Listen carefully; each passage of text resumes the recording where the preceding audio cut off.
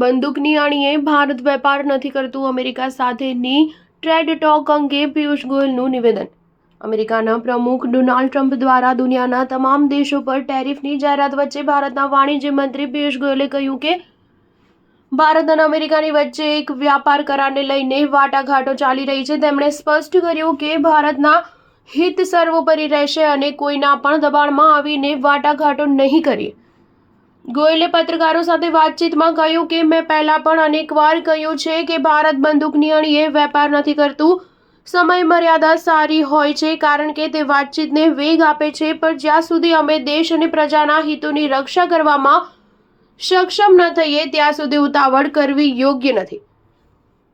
ભારત અને અમેરિકા વચ્ચે તમામ વેપાર અંગેની વાતચીત ઇન્ડિયા ફર્સ્ટની ભાવના સાથે વિકસિત 2047ની દિશામાં આગળ વધી રહી છે। કેન્દ્રીય મંત્રીનું આ નિવેદન ત્યારે સામે આવ્યું છે જ્યારે અમેરિકાના રાષ્ટ્રપ્રમુખ ડોનાલ્ડ ટ્રમ્પે ચીનને છોડીને બાકી તમામ દેશો પર લગાવવામાં આવેલા પારસ્પરિક ટેરિફ પર રોક લગાવવાની જાહેરાત કરી છે। ચીન પર હવે 145% ટેક્સ લગાવવામાં આવશે।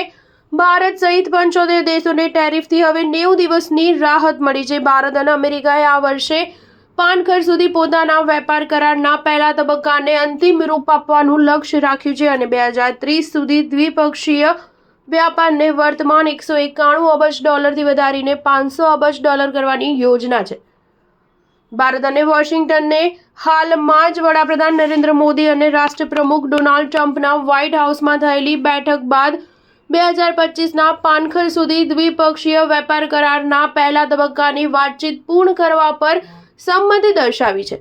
ભારત યુરોપિયન સંઘ વેપાર કરાર અંગે ગોયલે કહ્યું કે જ્યારે બંને પક્ષ એકબીજાની ચિંતા અને જરૂરિયાતો પ્રતિ સંવેદનશીલ હોય છે ત્યારે વાટાઘાટો આગળ વધે છે।